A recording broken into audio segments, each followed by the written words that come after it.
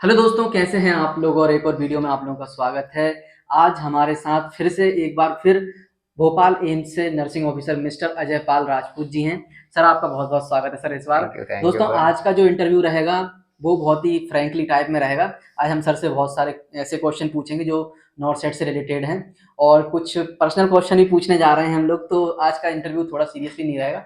आज का इंटरव्यू सभी बच्चों के लिए, थोड़ा सर भी आज कैजुअल मूड में हैं और मैं भी। तो सर, सबसे पहले तो सर आप ये बता दीजिए, सीआरई और नॉर्थ साइड में बच्चे बहुत कंफ्यूज हो रहे हैं सर, तो इसमें मेन डिफरेंस क्या है सर? इसमें मेन डिफरेंस की अगर बात करें जी। तो सीआरई जो होता है वो कॉमन रिक्रूटमेंट एग्जाम होता है, जिसमें सभी तरह के जो पोस्ट होती है, जैसे नर्सिंग ऑफिसर हुई और सीनियर नर्सिंग ऑफिसर हुई, फार्मासिस्ट हुई, ओटी टेक्नीशियन, अदर जो डिप्लोमेटिक और एडमिनिस्ट्रेटिव लेवल की जितनी भी पोस्ट होती हैं, वो सब इसमें सीआरई में कॉमन रिक्रूटमेंट एग्जाम में आ जाती है। ओके। और करे बात अगर नॉर्थ सेट की, तो नॉर्थ सेट में सिर्फ नर्सिंग ऑफिसर के लिए एक स्पेशलाइज एग्जाम जो दिल्ली एम्स ने जो बनाया है। जी। जी। तो सर, अभी जो जो सीआरई के जो फॉर्म फिल हो रहा है सर, तो हाँ। इसमें सर अलग अलग हॉस्पिटल भी इंक्लूड है सर, इसमें ईएसआईसी भी इंक्लूड है। हाँ जी। वो जी। इसीलिए इंक्लूडेड है कि वो एम्स के नहीं है। अगर एम्स के होते तो वो हमारे जो है नॉर्थ साइड में ऐड होते हैं। बाकी एएसआईसी और अदर इंस्टीट्यूट जो है वो सीआरई में उन्होंने लिया है। जी।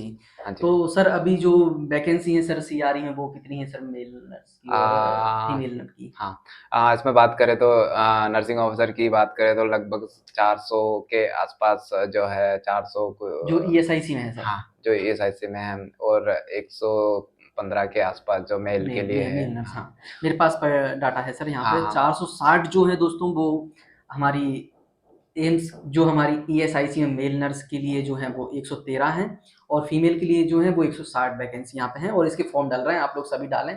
और अगर फिर भी आपको कोई डाउट होता है तो आप डायरेक्ट मुझे डिस्क्रिप्शन में सर मेरा नंबर भी दिया हुआ है, और डायरेक्ट कमेंट भी कर सकते हैं। सर से डायरेक्ट मैं आपको जो भी कमेंट रहेगा आपको उसका आंसर दिलवाऊंगा। हाँ जी सर।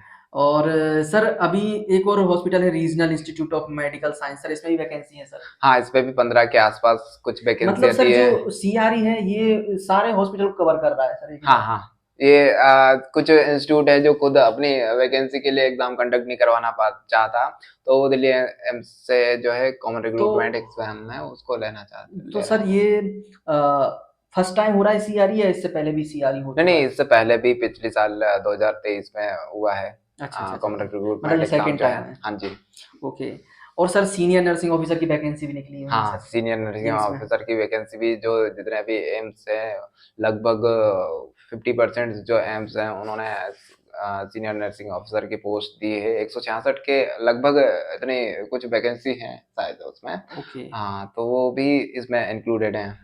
और सर, मैंने इसमें इसकी नोटिफिकेशन में देखा था सर, एक पब्लिक हेल्थ नर्स भी है सर, ये क्या होता है? और हाँ, इसकी? ये मैं भी इसी के बारे में काफी मेरे पास एक दो सवाल भी आए थे। एक जी। बहुत जी सर, मेरे मतलब कमेंट में भी सर आ बहुत, रहे थे कि हाँ, जी। बहुत बहुत दिलचस्प सवाल है ये। जी। और काफी लोगों को पता भी नहीं होता, और वो एलिजिबल भी होते हैं इसके लिए। जैसे पब्लिक हेल्थ नर्स है, एक तरह का है ना, पब्लिक हेल्थ में जो पोस्ट है, पब्लिक हेल्थ जो एक डिपार्टमेंट है, उसमें एम्स की तरफ से एक पोस्ट है कि जिसमें ज्यादा कुछ नहीं होता। जो जिन्होंने नर्सिंग करने के बाद में, बीएससी नर्सिंग करने के बाद में, या पोस्ट बीएससी किया हो, उसके बाद में 2 साल का एक्सपीरियंस पब्लिक हेल्थ में हो, चाहे वो किसी भी कम्युनिटी में हो या as a community health officer हो। ठीक है। जी। हाँ जी। जो सीएचओ जो हमारे हैं वो भी जो करीब 2 साल इसमें कर चुके हैं, जी। जी। वो इस पोस्ट के लिए वो भी एलिजिबल हैं। मैं सर रोकना चाहूँगा आपको।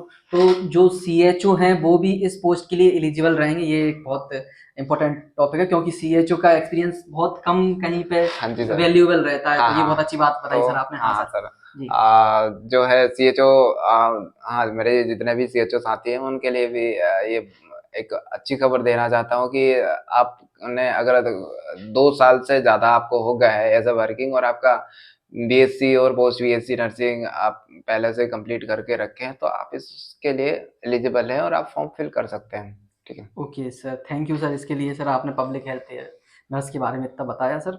और सर, जैसे कि सर आप जब स्टडी करते थे सर, तो थोड़ा सा बच्चों को ये लगता है कि सर डेली रूटीन थोड़ा जो क्वालिफाइड रहता है उसका डेली रूटीन जानने का बहुत इच्छुक रहते हैं बच्चे। सर आपका डेली रूटीन थोड़ा सा बताएं, थोड़ा सा हाँ डिटेल में बताइए सर, थोड़ा सा आ, मॉर्निंग से लेके इवनिंग तक का। जी हाँ वो तो डिपेंड करता है कि आप कितना उसके लिए कैपेबल है और कितना आप मोटिवेटेड हैं, कितना आप कर सकते हैं। ठीक है, कई जो स्टूडेंट्स हैं 2 घंटे पढ़ाई करके भी नॉट सेट हुआ या फिर सीआरई हुआ, ये क्वालिफाई कर लेते हैं। जी कई लोग 10-10 15-15 घंटे जो पढ़ाई करते हैं उसके बाद, लेकिन डिपेंड करता है कि आप मटेरियल क्या पढ़ रहे हैं। ठीक है, जी जी अब मटेरियल किस तरह का है, आप क्वेश्चन किस तरह के लगा रहे हैं। ठीक है, और आपका जो है थ्योरी बेसिस जो किस तरह से आपका बेसिक और ये सब चीजें, वो सब मायने रखती है इसमें सर।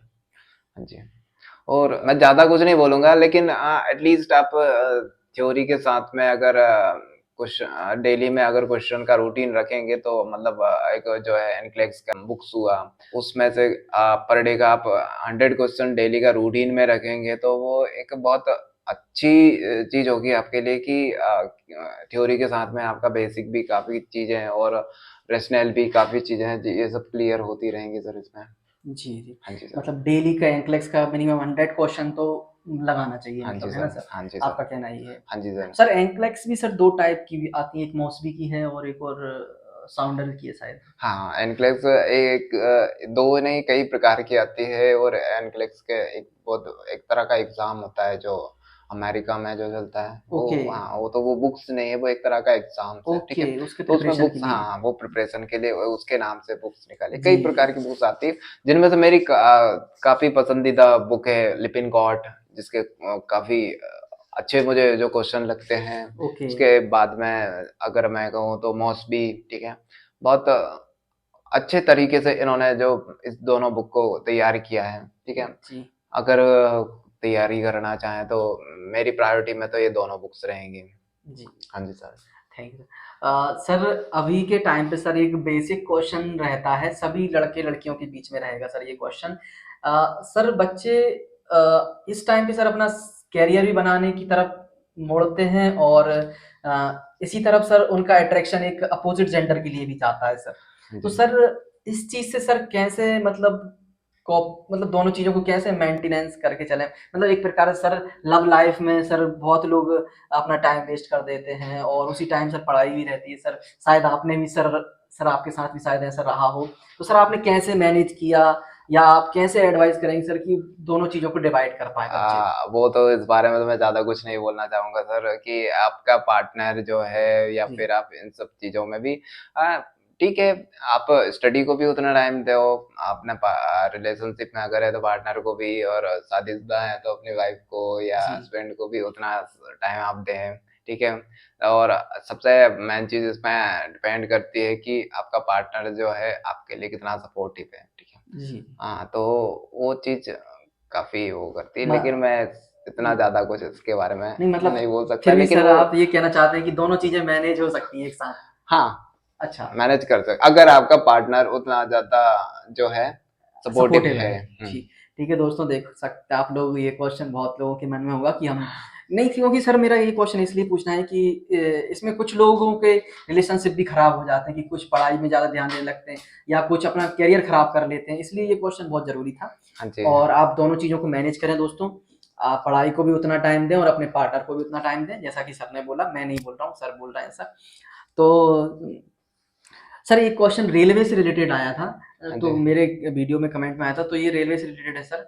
जैसे रेलवे में कुछ लोगों ने सर जिस जॉन से फॉर्म फिल किया है, तो सर उनकी पोस्टिंग हमेशा वहीं मतलब वहीं पे होगी क्या सर पोस्टिंग? हाँ जी, बिल्कुल। जिस ज़ोन से आपने फॉर्म फिल किया है, आपकी पोस्टिंग उसी ज़ोन में होगी, और आप क्वालीफ़ाई भी जो एक क्वालीफ़ाई लिस्ट बनेगी, उसी ज़ोन से ही बनेगी।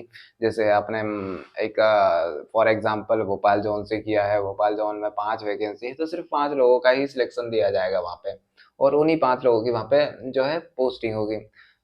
लेकिन आपने फॉर्म फिल किया है भोपाल से और आपको चाहिए मुंबई, तो वो चीज़ पॉसिबल नहीं है यहाँ पे। ठीक है। ठीक है सर, थैंक यू। सर एक क्वेश्चन बहुत कॉमन आता है सर मेरे पास। सर बुक के नाम बता दीजिए सर तैयारी करने के लिए, बेसिक से लेके थोड़ा सा एडवांस लेवल तक का सर। हाँ, बुक्स के अगर मैं कहूँ तो थ्योरी सबसे पहले जो हमारी बेसिक और सारा जो फंडामेंटल्स जो होता है वो, ठीक है। थ्योरी वो एक बहुत बड़ा मुद्दा होता है उसमें, ठीक है। जी। तो थ्योरी आप किसी भी कोचिंग से आपने अपने नोट्स बनाए हो, या फिर किसी एक पर्टिकुलर किसी भी एक बुक से थ्योरी आप ले सकते हैं। जैसे for example P R Yadav मैं बताना चाहूंगा यहाँ पे, जिसका वॉल्यूम 1 है जो थ्योरी का। ओके। उस पी पे आर यादव। मतलब एक बेसिक लेवल से आप थ्योरी स्टार्ट। का, हाँ, जी। थ्योरी आप उसमें कवर कर सकते हैं। बाकी अगर, लेकिन डिपेंड करेगा कि आपने थ्योरी वो जितना पढ़ा है उसके बाद में आप क्वेश्चन कितने करते हैं। ओके। हाँ, रूटीन में आपके क्वेश्चन उतने रहेंगे तो कुछ चीजें थ्योरी में किसी कोचिंग कोचिंग में बहुत अच्छे जो है थ्योरी मिल जाती है, किसी कोचिंग में थोड़े कुछ चीजें छूटी होती है, और या किसी बुक्स में कुछ अलग चीजें छूटी होती है, तो वो उतना मायने नहीं रखता है। वो सारी चीजें आप क्वेश्चन जो डेली रूटीन में आप करते हैं वो सारी चीजें वहां पे कवर हो जाती है, तो थ्योरी का उतना वो नहीं रहता है सर। और बुक्स की अगर मैं बात करूं तो आप डेली रूटीन में लिपिन कोड ले सकते हैं, और मॉस भी ले सकते हैं, और कुछ बेसिक क्वेश्चंस के लिए पी आर यादव। ओके। हाँ, और सर टारगेट है।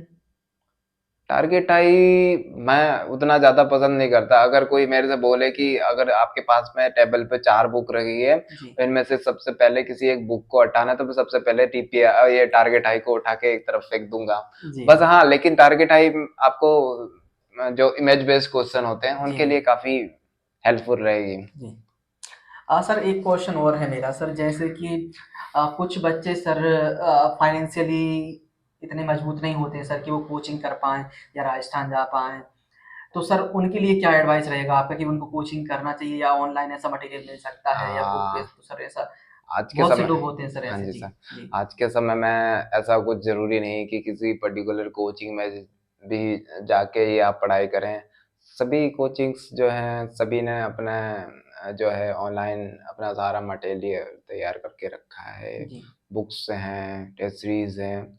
हाँ, तो अगर आप कोचिंग नहीं भी करना चाहें तो कुछ वो इतना वो प्रॉब्लमेटिक नहीं है कि आपने कोचिंग नहीं की कि तो आपकी सिलेक्शन उससे रुक जाएगा, ठीक जी। है। आप अपने लेवल पे सेल्फ स्टडी से, और जो है टेस्ट सीरीज वगैरह जो भी आप लेना चाहते हैं उनसे आप घर बैठे भी कर सकते हैं। तो उतना ज़्यादा अगर कोचिंग की बात की जाए तो उतना ज़्यादा आज के समय में कोचिंग मायने नहीं रखती।